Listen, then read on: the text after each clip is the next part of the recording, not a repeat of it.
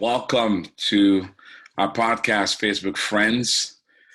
Welcome to the Nehemiah Entrepreneurship Community Podcast. I'm your host, Patrice Sage, and today we have a great friend, a friend of the Nehemiah Project, one of our advisory board members for 100K Jobs, the founder and CEO of Common Good Capital. Jeff, welcome to our podcast. Thank you. Great to be here. Well, Jeff, first of all, you and I were talking the other day, and you said some pretty interesting thing concerning what we're facing right now. And that's really what inspired me to have you on the podcast to talk about it. So, of course, this podcast, our friends are all over the world. And for the first time in modern history, the entire world is facing the same crisis at the same time. When we have meetings with our global leaders, literally from Kenya to Malaysia to Paris to America to Mexico, everybody is sharing the same thing: quarantine, economic downturn, no flights, whatever it is, we are all facing the same issue, including stimulus packages. So we're going to talk about the impact of COVID-19 on impact investing. But forget the impact investing. Let's kind of talk about Common Good Capital. So, sure. Jeff, you were an executive for a great firm, had a good job, had grown a great deal there, making lots of money. But you left that to pursue an entrepreneurship pursuit that you're still investing in today. So what caused you, Jeff, to leave a secure position at a reputable firm to become an entrepreneur? Yeah, I mean, I would say as I look back, so I left probably 3 to 4 years ago, but there were nudgings in my heart much as six years ago. And then it was really circumstances that presented themselves where it was clear that God was moving me in another direction. Now, at the time, I didn't know what that direction was. And so it was, frankly, a very difficult time to get clarity. And then obviously, Patrice, you and I met up, I guess, kind of in that time period. I guess is when we would have met up. Yeah. And so the quick story was, so as Patrice outlined, I had been with this firm for nearly 20 years. Traditional financial services firm. We did huge real estate deals. And just to give you context, we'd create funds that were $4 to $6 billion in size, aggregating capital from investors all across the United States. And anything from restaurants to hotels to golf courses to you name it. Nothing inherently wrong or evil with any of it. But what caused me ultimately, I think what caused me to slow down is I had a back surgery. And that back surgery really marked a change in my perspective. And part of that was, I have back surgery and I could talk for 2 hours on this, so I'll try to make it high level really quick. But when I woke up from back surgery, literally they want you up walking right afterwards. And it was almost if I saw the world in a different light. And I think the reason for that is, at the moment, I was stripped down to what I thought was as low as I could go. I couldn't get water, couldn't pick up a gallon of water to pour. I really couldn't do anything. And you look at it now and it's like, oh, that's just part of having surgery and recovering. But the way that I internalized it was, I remember crying to my wife, even just questioning my manhood, which shows you how warped I had become in performance. But anyways, out of that process, about 3 or 4, 5 weeks later, a friend of mine, and Patrice, you know him quite well in the Orlando area, he had created his own business in the real estate space. But by comparison of where I was at, this was a peanut. But I watched this video of what he is doing and the potential to invest alongside of him. And he was doing affordable housing. And you got to, again, compare this to where I was at. We're putting these huge funds together. And this is going to be I don't know exact math, but call it a $20 million fund. And so they're buying affordable housing. And I was sitting on my couch, and what resonated with me was not only could I get competitive returns to what I had been looking at and what we had been offering investors, but equally important was to see that the impact that that equity investment would bring to life, not only in the residents who lived there, but then the collective community. The light bulbs went off and I'm like, wow, being able to invest in things that you care about, being able to impact people's lives. And by the way, investing in general, when you go get, you invest in stuff, it does produce jobs. And so there's a lot of wonderful things. We just don't typically articulate them as very well. But when you hear these residents talk about, oh my gosh, this management company came in, they treat us with dignity. They've given us our community. I'm excited to have people come to my house again. And by the way, they're saying house, it's not even a house, it's an apartment. Yeah. But the joy that they had got and they'd received from people who care, as well as capital that comes alongside of it, that's when the light bulb went off. And then I said, you know what? I'm going to go this direction. And not only for myself and my wife and family, but to the extent that we can help in this broader movement, we'd love to be a part of it. Wow. So that's the quick story. I use your story in my classes around the world. And so for those who are watching from around the world, this is Jeff Schaefer. I often talk about this executive that I had the privilege to come alongside and coach, who the analogy I often use that you were on this mountain that you had worked hard all your life to get to, with all the accolades, and you realized you were on the wrong mountain. Yep. But the problem is, to get to the right mountain, you had to come down all the way down and find the right one and go all the way back up. And the analogy I often use is that it is a lot harder to come down the mountain as to go up the mountain. I often say this with you not in the room, but is that true for you? I mean, it was hard going up for sure, but how difficult was it making a decision to pursue purpose and calling, to risk all? How difficult was that process? It was very difficult because here's the irony. The mountain that I was on, first of all, you don't just get there overnight. You build habits and patterns. And frankly, from a worldly perspective, if you saw the mountain I was on, there was a lot of wonderful things. Good stuff. And good stuff. But what I realized in that process was, for me, and it doesn't mean that anybody who stayed at that company, it's not the right thing and they're not doing great things. But God, for me, plucked away and said, wait a second, this isn't your mountain. And not only that, Jeff, some of the things that were driving you to succeed in this current mountain actually had become idols. Wow. And I'll point blank, performance was a huge one for me. So the thought of, and I couldn't have articulated this at the time, but I can now, the thought of not retiring there and going 40 years, in my head, there was a failure component. Mm-hmm. Yet if I asked somebody else, I've been there for 20 years and it's like, you've done a great job. So it was way harder. And just to actually flush that out, it took me 9 months to a year from when I made the decision to actually leave the company. Wow. And part of that was my own desire. Part of it was the company. But I remember, Patrice, when you were in my office at that company, and I remember you drawing what you just said, and you were right on. Now, the reality is I'm still climbing myself. And so who knows where that leads. But if anybody says that it's easy, well, at least in my case, there was nothing easy about it because I had to deal with my own sins. Fortunately, I will tell you, and Patrice knows my wife, I had a wife who was unbelievably supportive. And she had actually told me years before, hey, if you come home some point and you've switched jobs, I support you.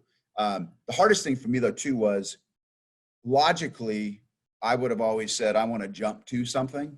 So at the time, I didn't necessarily know exactly what I was jumping to. Although in that 9-month period, like I told you, that's where I got clarity. So you can get through it, but I will tell you, it was way, way harder than I would have ever thought. And as I look back, I mean, it should have been hard, but there was a lot of going inside that I needed to work on and change. Wow. As a matter of fact, I think I told you that I didn't believe you that you do it, because I've seen men in your position, the risk is too high, who do not do it.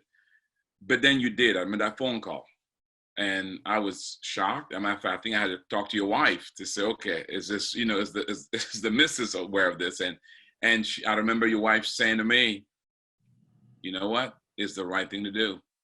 And knowing what was at stake, and you do have a good wife. So Yep. you made that plunge. Yep. So, but then you went into a space called impact investing. Now, for Right. most people, Jeff, they don't know what that means. Right. So, what is impact investing, and how is that different than what you were doing before? Yeah. Yeah. And so this is where, let's not think in absolute lines and boxes, because that probably doesn't work. But let's think of a continuum. So on one hand, let's have pure investing, which is what most people do. It's about the return.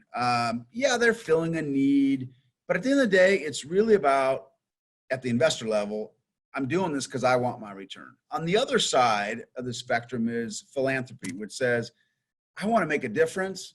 I want to impact people's lives. I'm going to give money away.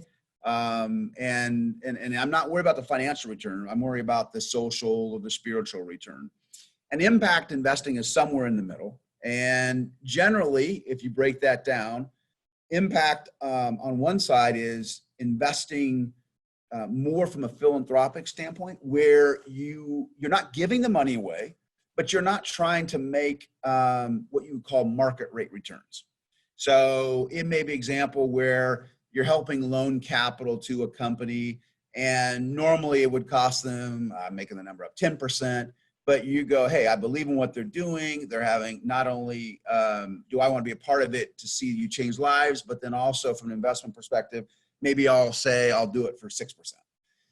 Then on the other side of impact investing, which is really where I spend most of my time, is going after market rate type investments that tries to equally or try to balance this idea of return plus social, spiritual, or environmental impact as well. The key to that would be it's reporting and measuring the other metrics than just financials. It's one thing to say that you do that. It's another thing to go, hey, we do it, in affordable housing. Let's provide safe, affordable housing. And you actually create metrics of the things that you want to impact, and then hold yourself accountable to it. Jeff, not to shed negative light on what you did before, because you work for a great company that has made a lot of impact in your community. But if somebody knows you and knew what you did before and knew the company, they would say, well, Jeff, isn't that kind of what you guys did there? Because you were a known Christian company, did a lot of things in the community. What's different? Yeah, and we could probably unpack this in a number of ways. And I wish I had a nice, neat little diagram to explain it. And so maybe I need to think about what that is. But what I would say is yeah, and know that none of this is degrading, because where I was at, like you just said. But when you even took, so the people there cared, clearly they had a faith. But when you're in the investment decision, when you're in the investment committee, board committees, most of the dialogue is around financial metrics. How do you fix that? How do you improve that? Now, clearly they cared about people, but and at the company level, I would say there was more metrics. But from an investing perspective, were we putting out $4 to $6 billion saying, oh my gosh, there's huge needs in these areas, and so let's go own those types of real estate and not only be a landlord, but let's go in and really measure and think how we can impact people's lives in a much richer way than whatever the type of real estate is. And certain real estate, tends, at affordable housing, for example, you can be a landlord, you collect rent, you treat people well. Or you can do the same thing, view them as people, and go, I'm willing to invest some dollars. I'm willing to invest time, whether it's, in the case of some affordable housing, it's teaching English as a second language. It's discipleship programs. It's teaming up with nonprofits. Because there, what you're doing, you're looking at a broader stakeholder group than just investors. And I will tell you that trend is not just faith-based. You're seeing it across the globe. Probably the last 15 years, it's even accelerating, where people are saying, let's look at a broader swath of stakeholders than simply investors. And the irony is I believe, and math is showing it, that when you do business the right way, that actually the financial, you may not always make more, but I think you reduce your risk. And so you actually make a better return when you compare it on a risk reward basis. I mean, that's deep, and I like to get into that some, but that what you said there was really deep. Let's talk about it a little bit, because for the average entrepreneur who's sitting there and hearing you, a lot of our entrepreneurs around the globe, they're convicted to do it God's way, integrity and ethics and so forth. You're telling them right now that, look, you may not make more, but your risk is reduced. This, Jeff, you are a sophisticated investor. You've been there, done that. Tell us applicably, what does that look like? Why do you believe that the risk is reduced when they do take that approach to looking at business for the common good, or more of a broad approach to profitability? Yeah, I mean, we could go on for this one, but let's just take today's COVID-19 scenario as an example. I believe, and this, we can get into the details of this later, but I believe the crisis that is at hand, number one, was not created by financial mishandlings of Wall Street. Whereas if you look at the global financial crisis, you look at the dot-com, it was more of this, oh my gosh, greed, fear, that's what's caused this. No, this is a human crisis that has occurred. And so I think you're seeing people view this as fundamentally a human crisis. It's now turned into an economic crisis. And I think that's huge, because what it's doing is it's shedding light on the fact that capital, when thought of holistically, when thought about from a common good perspective, not just financial return, that you can accomplish wonderful things, but I think there is more meaning, and I think it's a sustainable business. It's way more sustainable. So let's look at nonprofits for a second. Love nonprofits. You need nonprofits. One of the challenges that nonprofits are going to have coming out of this is most of their money is, or a lot of it is, through donations. And I don't think that's going to change, but I do think you're going to start to see even nonprofits go, I need to think about how I maybe bring in some profit to this. And it's not so much even so they can make money, so they can line their pockets. It has nothing to do with that. It's to make it sustainable. So I just think that as a culture, as a world, we're recognizing that you can't parse out economics and all these other facets of life. They all impact each other. Last thing I'll say is on this. So if you look at environment, like you got a company across the environmental side, the governance side, and the social side, you are seeing that one of the risks that you have if you're not thoughtful across all those areas, and I'm probably talking more bigger companies here, governments realize they can't solve all the issues we have. So one potential solution is they just start taxing companies who aren't doing things, quote unquote, the right way. So I think there's this shift, and we're at a crisis point where people know that profits alone aren't what's going to sustain us. And frankly, if you're creating profits while creating problems, you're probably going to get dinged. So very broad, and I don't have a framework to explain that to you, but it's almost on one level, it's simply risk mitigation, as going back to the earlier comment. And that's the way some people view impact, to go, if nothing else, I'm reducing my risk because I'm doing things holistically. I'm taking a longer approach view. I also add the values component and go, if you can add the values to that, that's a home run. Wow. And so, as you know, at my project, we kind of talk about this quadruple bottom line, with one of them being spiritual. And for us, it's more than just values, it's about Right. kingdom. You're a Yep. kingdom guy, even though, but I love you were in that space out there in the capital markets, but your values is really rooted. And so do you kind of see yourself as Jeff as a stealth kind of in that space over there, when because you're kind of in that broad discussion with good people of goodwill, Right. but Right. somehow when you say values, you're talking about something deeper. How does Yeah. that play out? Yeah. So if you were to bifurcate the world in this general heading of impact, you have at least non-Christian, doesn't mean they don't have a faith, that tends to be more about the environment, about social, about equality, and about governance. Then on the faith side, you have a whole nother component, which is really integrating the Christian faith into this. And I just, where I feel called is to be right in the middle. I almost, in the terms that we talk about it, it's really to be more of a missionary than ministering to or discipling, believers, so to speak. And it is definitely, you're on a razor edge, but I love it, and it's where I'm called to be. And actually, what I would tell you is both sides have valuable lessons to share with each other. And I actually don't think they're as far apart as what they can come across. I think sometimes they use some different vernacular.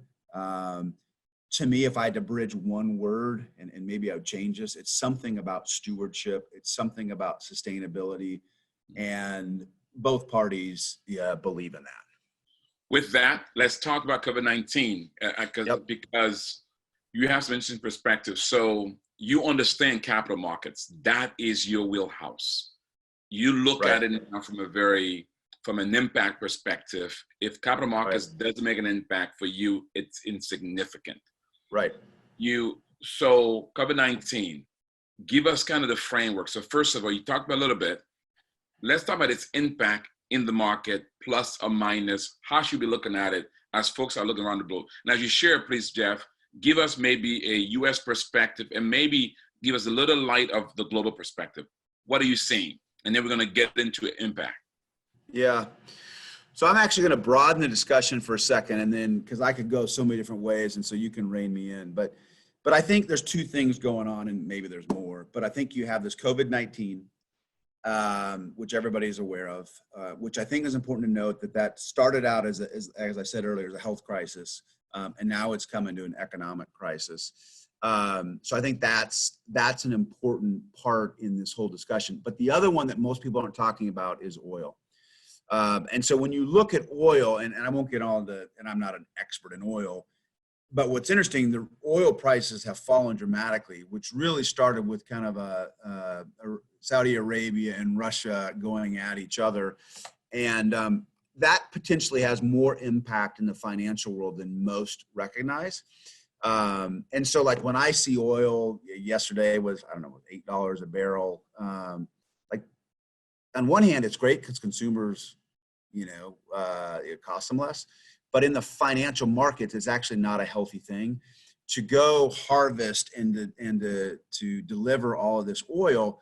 Lots of leverage is used. So when this leverage was put out, it was not put out thinking that oil would be at $8 a barrel. And so if that doesn't recover, you potentially have a number of the oil industry going out of business, which isolated is unfortunate. Where it can impact the rest of the economy is a lot of these entities that hold these loans could be in very significant and negatively impacted, and that could potentially affect them all as well. So when I look at the world, I look at COVID and I look at the oil. I'll just tell you my own feeling, and I, it's just my own kind of gut. I think that it'll be a little bit harder. This is going to hurt the economy, and forget about the stock market. This is going to hurt real people more than I think people realize. I think we tend to use the stock market as a barometer, and let's just say that the barometer is right. It's looking 12 months out anyways. So I think it's going to be harder than most people realize at the real economy level. Interesting note, globally, so far, globally has held up fairly well, and part of the reason is a bunch of these countries were forced to go into lockdown sooner, and part of the reason for that, and I'm sure you guys have heard this, but my brother's in Rwanda, and he would tell you firsthand, look, the infrastructure in the hospitals is not set up to service this, and then because a lot of these places have crowded areas, in some places this lower income and even more the slum area, that if it got out of control there, it could just go rampant. And so so I think that a number of the countries have been, from a health crisis, have actually been doing way better than we have. The question is economic. A lot of these countries are just not in a position to print capital like the US. And by the way, that's a whole nother discussion, is just what is all this printing of capital in the US? Yeah, we probably need to do it, but what are the long-term implications and how do we think about it? That's for another, probably somebody smarter than me and another Facebook Live. Wow. So with that, the US, $2 trillion, 355 billion of that to small, medium-sized businesses. Right. Which, by the way, Jeff, we finally got, so this morning, as I'm looking at our account, I noticed that we've got the $10,000 advance. That was part of that whole kind of thing. You and I have been talking about our challenge there. And so it could be that we are in that. I didn't get an email, nothing. I just saw an account this morning. I thought it was your $10,000 actually. I said, wait, the intent was going to be, and then so I looked again and I saw SBA. I said, go figure. Right. So, but you would agree though that some of this was smart, unconventional, right? Yeah. Going straight at it. I mean, some of us small guys complained that they should have gone small guys before the big guys, but that's a whole nother discussion. But yeah, look, I'm not a expert in policy on this, but conceptually what they did, I think we had to do. And despite that, not everybody got it this first round, maybe it took a little bit longer. When you think about distributing $350 billion down to the businesses, it's pretty powerful. What's interesting too is, and I don't want to get into the politics of this, a lot of people look at that as, well, it's just helping the business. And you go, I mean, as a business owner, and I actually got it, yeah, it's helping the business, but it's flowing right through to the employees. Oh yeah. So it's a great opportunity. It's the best economic impact there is. Yes. Yep. It's because it's feeding, going back to your point, is feeding the economic engine. That's right. Now, with that, nonprofits are included. But as you know, not every nonprofit is like Nehemiah with an economic engine. So what does that do? Of course, nonprofit needs to be helped as well. But let's talk a bit about this. I mean, does it hurt by lumping nonprofit with for-profits in that same bucket, where you've got some of us who pretty much sustain purely by donation, without any economic engine strategy, and some of us who are not, and you can't tell the difference. I mean, I'm glad they lumped us in, but how do you view it from an economic standpoint? Boy, that's an interesting question. And I don't know why they didn't bifurcate them. That's a great question. Let me just go to a higher level concept here. And I think this is true of businesses, and I think it's true of nonprofits. Of course, the economy was not set up, and these businesses are not set up to just go dark like this. But I do think whether you're a nonprofit or whether you're business, I think you're going to see people and executives go, you know what? probably need to leave a little more margin, a little more slack in how I operate the nonprofit. And I actually think, again, and I say this at the risk of sounding harsh, if we learn from this, I think we get more resilient. And so I'm hoping that nonprofits, I mean, I've talked to several nonprofits who've had some, key donors that still have an intentionality to give, want to give, and frankly, they're giving out of sacrifice, and so they've had to slow down their giving. And I mean, I'm on the board of one, and we're having to make some hard decisions, and we'll figure it out. But I think even how we run this, we got to be a little bit more conservative and just keep more cushion. Just thinking that the economy is always going to go up, just thinking that then therefore donors will always increase, I think is going to be challenged. I know we'll have discussions, and this has nothing to do with Nehemiah, but we'll have discussions in that board going, should we rethink this a little bit? And I think the short answer is we will. I think we did have reserves, but we didn't have reserves. We weren't thinking of it the same way. So I think there'll be some changes to that. But my heart goes out to nonprofits. And I think you're going to see the weaker nonprofits, just like you're going to see the weaker businesses potentially go away. But that's not all bad, because I think you could see some mergers. I think you could see, I was just talking to a group here in Orlando who was saying, you know what, this may be a catalyst to get, 7 different nonprofits who are similar to actually come together. One last comment, because I think in these difficult times, ingenuity and innovation springs forth.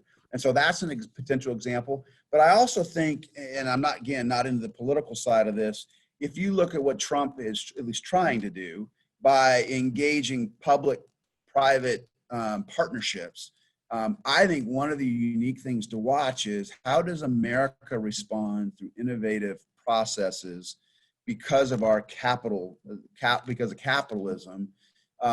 If done well, I think you could see some amazing innovations that come out of this. And to Trump's credit, because he's not just trying to solve the issues himself, he's going to the market and to these private companies and going, help us be an innovator. Let's think about new ways to do stuff. So I think the nonprofit should really start thinking about the same things. So this caused a pause and a question for all of us, doesn't it? It does. With that, I got a number of other questions for you, Jeff. My time is up. So do you mind, Jeff, coming back? I'd like to have you back next week. Is that okay with you? Sure. Because I want to talk about impact and this and how this impact that space and so forth. And I want to talk about your journey in my project and how that's impacted you. But also you've become a great champion, which I really appreciate. I mean, I called you this weekend with looking at a potential. We needed a capital. I called you and then you kind of supersized it for me in terms of just looking at it, another way of looking at it, which not only help us short term, but it also gives, if I'm faithful with that, it gives me a path for us to be able to increase our ability to deploy capital to entrepreneurs. So you've been so helpful to me, and I really appreciate it. So I want to talk about all of that, but I want to save that for the next time. Jeff, there are people listening around the world right now, and they're alarmed by what you said in terms it's going to get harder before it gets better, and so we got to be prepared. What would you say? What would have encouraged you to say to them that yes, it's going to get harder, and yes, we've got to create some margin, but what would you say to them to kind of encourage them to know that they can get through this and they will get through this? What would you say to them? Well, if I just look back and by the way, guys, it's probably easier for me to articulate this to you than it is even to articulate it to myself. So I'm probably in the same boat as everybody else, but if I can bifurcate my world, so I just go back to my 20 some years as an executive coupled with what I'm doing today. And I still have the same fears and concerns that you all have. The first thing I would say is in my case, and I'm assuming this is the case for yours, you all feel called to do what you're doing. And so whether that calling ends up playing exactly like you think in your brain, I really believe that God will honor that and will put you on the right path, even though it may look different. The other thing is, I will tell you, and I'll relate it to my business today. I would never have wished this upon anybody, and it's not fun for our business. I'm feeling it just like everybody else is. However, I can see, at least in my business, where I think it can be a catalyst for people to think differently. In my case, it has to do with how people handle their money. But I think there's going to be examples in every industry of things that the industry has done well, and you keep doing it. And things that you go, you know what? We need to change. So I would use this as an opportunity to really think about innovation and to drive creativity and to frankly solve problems that maybe have just gone unnoticed. But I was actually reading, and so to your credit, I was reading your email, maybe it was yesterday or the day before. And this is how I would sum it up is Godfidence. For me, I am doing my best to rest, and you all should too, that this is not a surprise. God knew this was happening. God knew that you were going to put your capital at risk during this window. And I believe he will sustain us. Like I said, whether it ends up exactly how we anticipate, that I have no clue. But as long as we continue to stay on our knees and focused on him, I believe he'll guide us. And I actually think the upside can be greater. And part of that's because the need is even greater today than in what it was 2 months ago. So anyway, those are my thoughts for you. Well said. Jeff, how do they get in touch with you if they want to know more about Common Good Capital? Yeah, so we have a website, Common Good Cap, which is CAP.com. Or feel free to reach me, and I'll give you my email. It's jeff@commongoodcap.com. And look, one of these days, what we would love to be able to do is to bring entrepreneurs like yourself capital, connecting, and this is not taking away from anything that Nehemiah is doing, because you'd want to figure out how to do this together, but how do we bring as much more capital? There needs to be a capital solution as possible. There you go. There you go. And yeah. I just would encourage you, and Patrice and I have been talking about this, the concept of how much is a job worth. I can only speak from a U.S. context. I think we kind of lose how valuable that is. But I think this is reuniting us with that concept. And so there is going to be a renewed look at businesses, at leaders within businesses to help us rebound. And who better prepared than those who view this from a biblical perspective? And so I long to see Nehemiah Project and all of you entrepreneurs lead in that effort. And because I think there's just a huge opportunity right now to shine in difficult times. Wow. Jeff, thank you so much. We're going to continue this dialogue with Jeff next week, because I really want to get more into that and really talk about getting more into the whole idea of impact investing, what that means now in this new COVID-19 era. Jeff got a lot to say about that. And Jeff, you've been a friend and you've been a champ. By the way, Jeff, you BEs know this, what I mean by this. Jeff is still in startup. So he came from that ivory tower and he went to the bottom. He's still in that first base. He's a stop, just like some of you guys. And he's burning capital. So when you talk about things being hard, he himself is in that lane of hard because he's burning capital. And so I'm sure his prayer is that things not be too hard because because you don't have infinite capital to burn. Nope. But I will tell you, that's part of the process is for me has been learning to walk in faith. And while I wish I had clarity over the next 12 months, what I try to do is just be faithful today. Some days I do it well, other days I don't. Wow. Amen. Amen. Well, I hope you've been blessed. Hey, if you love what you've heard and you're inspired by it and you want us to come alongside you and work with you through training, coaching, and even access to capital, We would love for you to be about our community. Let's work together to transform the world so that we can have more people who are, as Jeff is doing, impacting communities for the gospel's sake through business. So here's my prayer for you today. May the Lord bless you. And may you live your life in such a way that one day you hear those wonderful words, well done, good and faithful servant. You've been faithful over a few things. He'll make you rule over much. God bless. Jeff, thank you again. All right. Thank you. Bye-bye.